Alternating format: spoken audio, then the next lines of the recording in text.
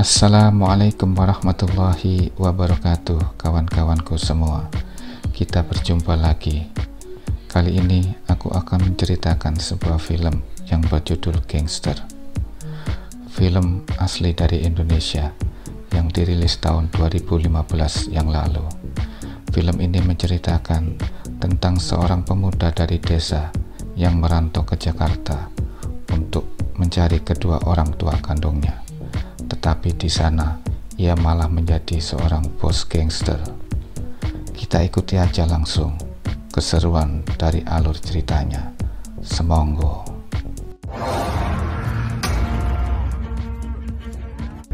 Tak ada yang mengingat namaku. Orang-orang memanggilku dengan sebutan. Itu juga sebutanku. Di desaku ini mungkin sudah tak ada yang ingat siapa namaku. Mungkin terakhir kali ada yang memanggil namaku adalah saat aku kecil. Jamroni, itulah namanya. Ia ditangkap oleh warga karena dituduh telah mencuri seekor sapi. Kemudian datang pemilik sapi itu. Ia bernama Bang Gale. Bang Gale ini orang yang sangat disegani di kampung itu. Ia seorang jagoan. Di depan semua warga, ia menantang Jamroni untuk berduel. Dalam duel ini, Jamroni yang jago silat ternyata dibikin babak belur oleh Bang Gale.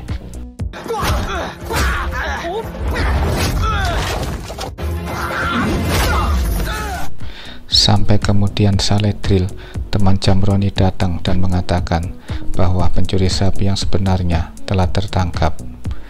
Bang Gale merasa menyesal, namun tidak meminta maaf. Ia berkata, ini hanyalah olahraga laki-laki. Wah, payah nih orang. Tak lama kemudian datang bapak tua yang mengatakan bahwa ayah Jamroni sedang kritis. Jamroni segera berlari pulang. Ia mendapati ayahnya yang bernama Tohari memang dalam keadaan kritis. Ayahnya mengatakan bahwa Jamroni bukanlah anak kandungnya, dan ia juga meminta maaf karena tidak pernah memberikan surat yang dikirimkan oleh Sari, sahabat masa kecil Jamroni, kepada Jamroni. Menjelang wafatnya, ia berpesan kepada Jamroni agar mencari Sari ke Jakarta dan menanyakan keberadaan orang tua kandungnya. Setelah pemakaman orang tuanya selesai, Jamroni kemudian pergi ke Jakarta dengan menumpang sebuah truk ditemani oleh Saledril. Sesaat kemudian datanglah seorang gadis cantik ke desa itu. Ia adalah Sari, teman masa kecil Jamroni yang sekarang telah menjadi seorang gadis remaja. Sari datang ke desa itu untuk menemui Jamroni karena sudah lama tidak bertemu. Namun sayang, Jamroni telah pergi ke Jakarta. Kemudian kita diperlihatkan masa di mana Jamroni dan Sari masih kecil. Mereka sangat akrab sekali. Jamroni selalu melindungi Sari. Ia berusaha belajar silat agar bisa melindungi Sari. Sari pun juga demikian.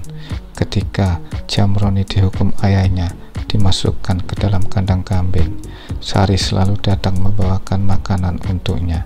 Sampai suatu ketika keluarga Sari pindah ke Jakarta. Sejak itu mereka tidak pernah bertemu. Kita kembali lagi ke Jamroni yang kini telah sampai di Jakarta. Ketika hendak pergi, Saledril memberinya uang sebagai bekal perjalanan. Hal itu dilihat oleh beberapa anggota gangster. Mereka mengira Jamroni telah memalak sopir truk dan berusaha untuk merebut daerah kekuasaan mereka. Terjadilah perkelahian di antara mereka. Tak lama kemudian, anggota gangster yang lain berdatangan dan mengeroyok Jamroni. Merasa kalah jumlah, Jamroni kemudian mengeluarkan jurus andalannya, Langkah 1000.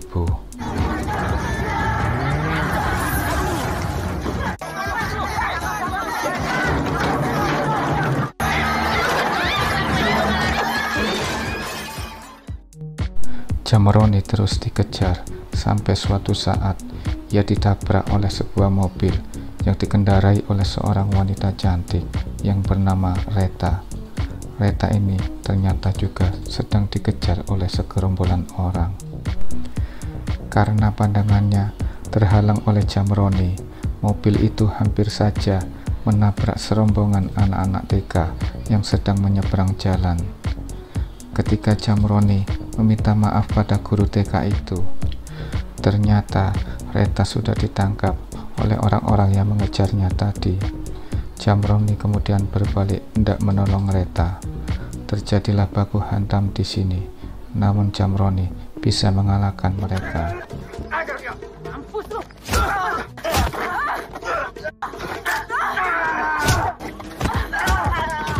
Mereka berdua akhirnya dapat kabur dengan menggunakan mobil Reta. Setelah berjalan cukup jauh, mereka kemudian berkenalan. Di sini Reta menjelaskan bahwa ia kabur dari rumah karena hendak dijodohkan oleh ayahnya, dan orang-orang yang mengejarnya itu adalah anak buah ayahnya.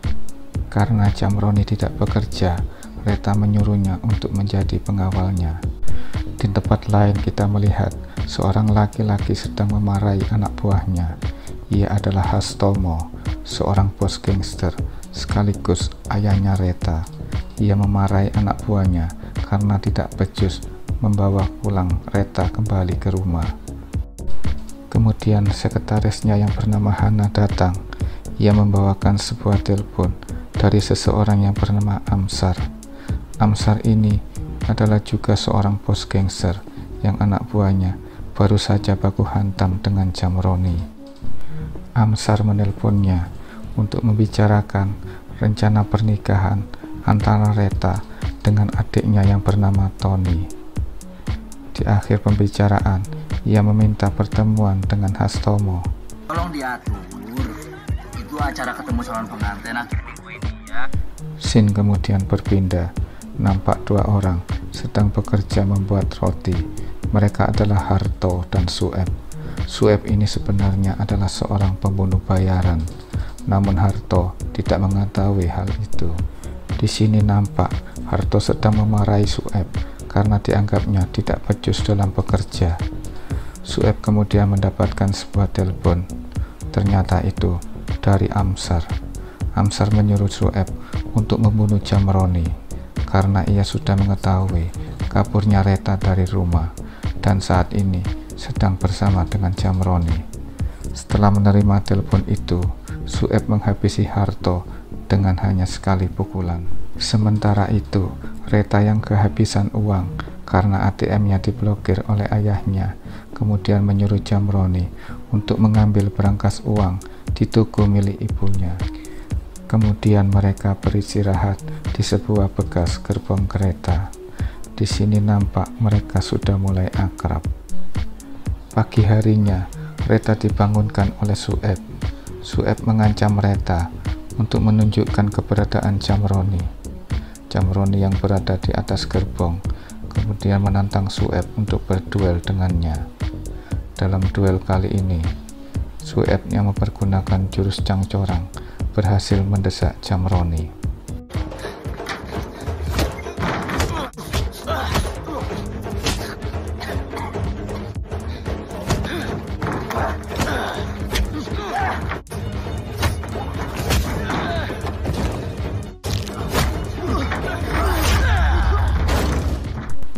Karena merasa terdesak oleh Sueb, Jamroni kemudian mengeluarkan jurus andalannya, Langkah 1000, dan ia berhasil kabur bersama Reta.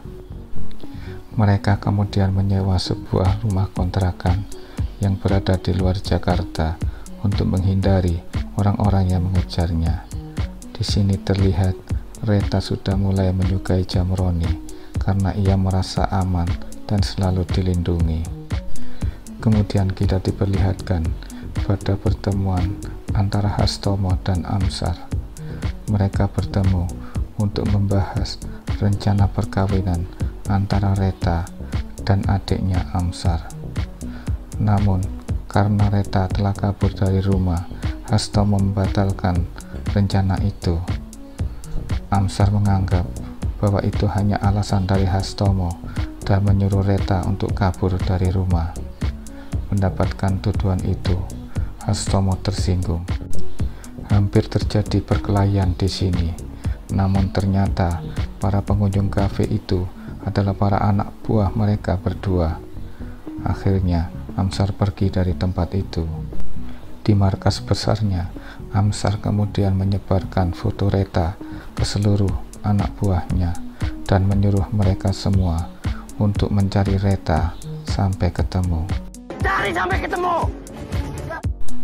Foto itu menyebar dengan cepat. Salah seorang anggota geng yang tinggal di dekat rumah kontrakan Reta menerima pesan itu. Ia kemudian menunjukkan keberadaan Reta. Baku hantam pun tak terhindarkan lagi. Namun kemudian Reta dan Jamroni dapat mereka bius hingga pingsan. Setelah Jamroni siuman, ia mendapati dirinya sudah tergantung dalam keadaan terbalik. Ia kemudian dapat membebaskan dirinya karena orang yang menjaganya sedang tidur. Ia kemudian mencari Reta dan membebaskannya di sebuah gudang.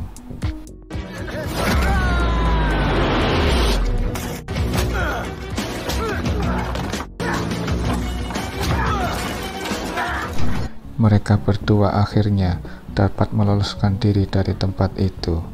Tak lama kemudian, Amsar datang bersama asistennya.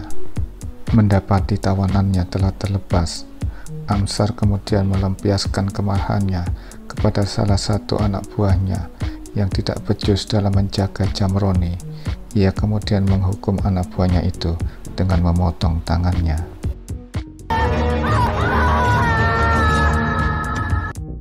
Setelah berhasil meloloskan diri dari markas Amsar, mereka kemudian menyusuri sebuah terowongan kereta api.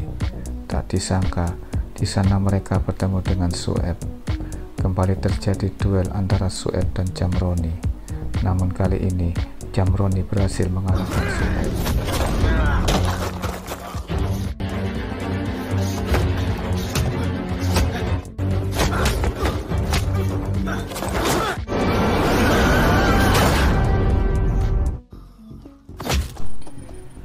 Kekalahan Sueb ini sampai juga ke telinga Amsar. Ia kemudian menyuruh asistennya yang bernama Marni untuk menemui seseorang yang bernama Jangkung.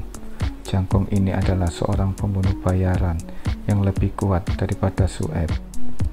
Sampai di tempat Jangkung, Marni malah bertemu dengan pacarnya Jangkung. Terjadilah adu mulut yang berlanjut dengan adu fisik di antara mereka, karena Marni ini dulunya adalah pacarnya Jangkung.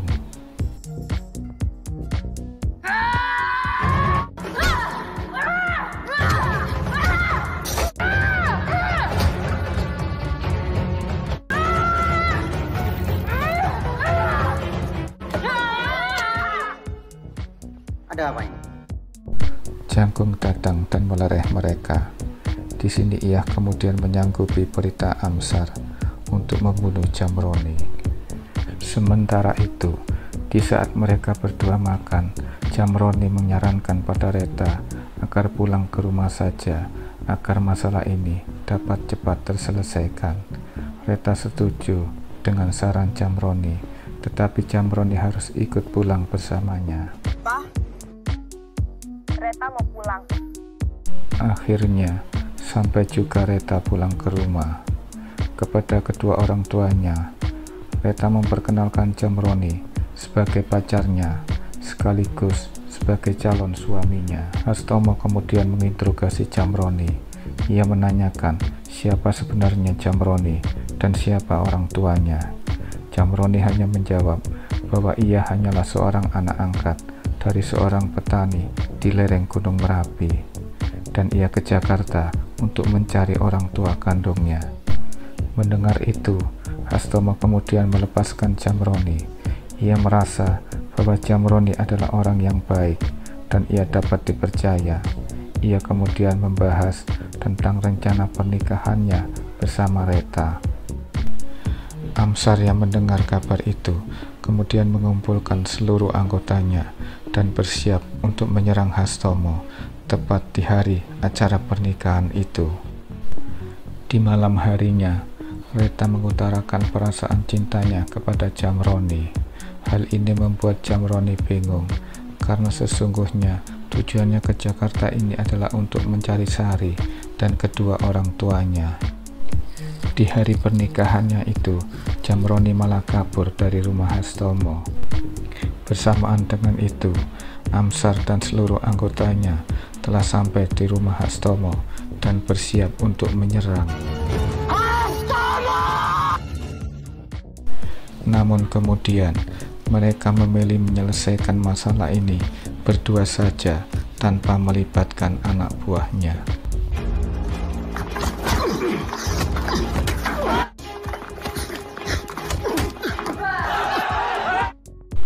Sementara itu, Jamroni yang kabur dari rumah Hastomo harus menghadapi Jangkung yang telah menghadangnya. Mereka kemudian berduel. Dalam duel ini, Jamroni dapat mengalahkan Jangkung.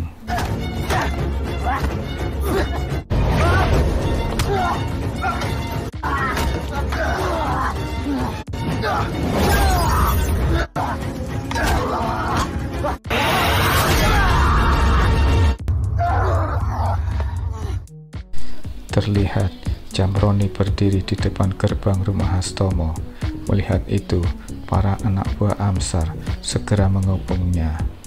Namun tiba-tiba terdengar suara tembakan. Teriakan itu menghentikan semua pertarungan, dan Jamroni yakin itu adalah teriakan ibu kandungnya. Di sini terlihat masa lalu saat ibunya Reta melahirkan Jamroni, dan kemudian Jamroni diculik oleh suster yang menyamar. Sejak itu, Jamroni terpisah dari keluarganya. Hastomo dan Amsar kemudian berunding untuk menyelesaikan masalah itu. Tetapi sebelum pergi, Amsar mengancam akan membalas dendam kepada Hastomo dan keluarganya. Jaga diri lo dan keluarga lo baik-baik. Di malam harinya, Reta memberikan surat Sari kepada Jamroni, dan tak lama kemudian Sari datang menemui Jamroni. Nampak Reta sudah mengikhlaskan Jamroni bersama Sari, karena sebenarnya ia adalah adik kandung Jamroni.